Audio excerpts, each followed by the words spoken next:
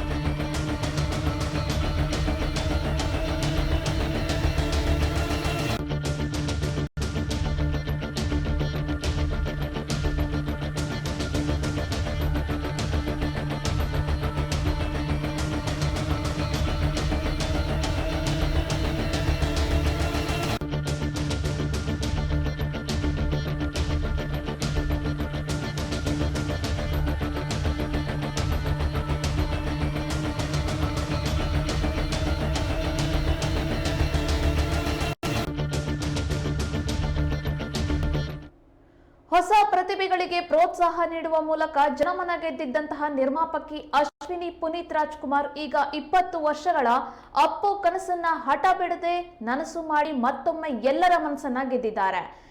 ಶಿಕ್ಷಣ ಕ್ಷೇತ್ರದಲ್ಲಿ ಪುನೀತ್ ರಾಜ್ಕುಮಾರ್ ಅಪಾರ ಕನಸನ್ನ ಹೊಂದಿದ್ರು.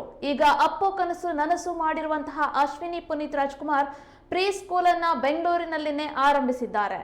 ಅಶ್ವಿನಿ ಪುನೀತ್ ರಾಜ್ಕುಮಾರ್ಗೆ ನಾಯಕತ್ವ ತರಬೇತಿದಾರರು ಮತ್ತು ಪ್ರೇರಕ ಭಾಷಣಕಾರ್ತಿ ಸ್ಫೂರ್ತಿ ವಿಶ್ವಾಸ್ ಕೈ ಜೋಡಿಸಿದ್ದಾರೆ.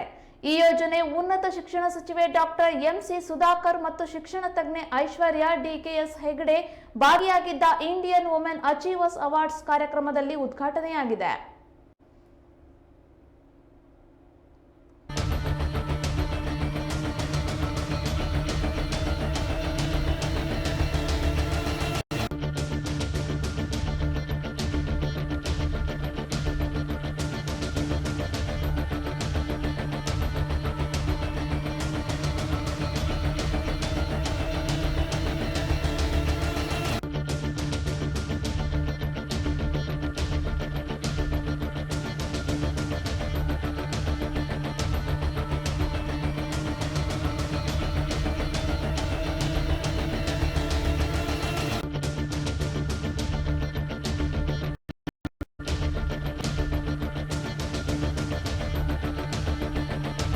ನಾನು ಮತ್ತು ಪುನೀತ್ 20 ವರ್ಷಗಳಿಂದ ಶಿಕ್ಷಣ ಕ್ಷೇತ್ರವನ್ನ ಪ್ರವೇಶಿಸುವ ಕನಸನ್ನ ಕಂಡಿದ್ವು.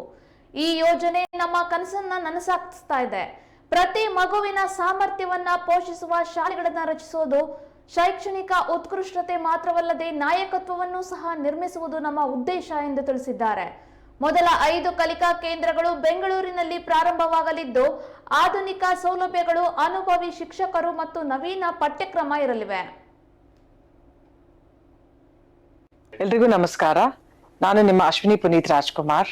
20 ವರ್ಷದ ನಂತರ ಅಪ್ಪು ಹಾಗೂ ನನ್ನ ಕನಸು ಈಗ ನನಸಾಗ್ತಿದೆ. ಜೂನಿಯರ್ ಟೋಸ್ ಪ್ರೀ ಸ್ಕೂಲ್ ಮುಖಾಂತರ ನಾನು ನನ್ನ ಜರ್ನಿ ಸ್ಟಾರ್ಟ್ ಮಾಡ್ತಾ ಇದ್ದೀನಿ. ಎಜುಕೇಶನಲ್ ಸೆಕ್ಟರ್ ಅಲ್ಲಿ ನನ್ನ ಮೊದಲನೆಯ ಹೆಜ್ಜೆ ಇಡ್ತಾ ಇದ್ದೀನಿ. I truly believe that the most formative years of education for any child is between 2 and 6. Our centers are not just places of learning, but spaces for transformation. The curriculum is set by a team of experts who are national and international award winners, and they are creating something very special for us.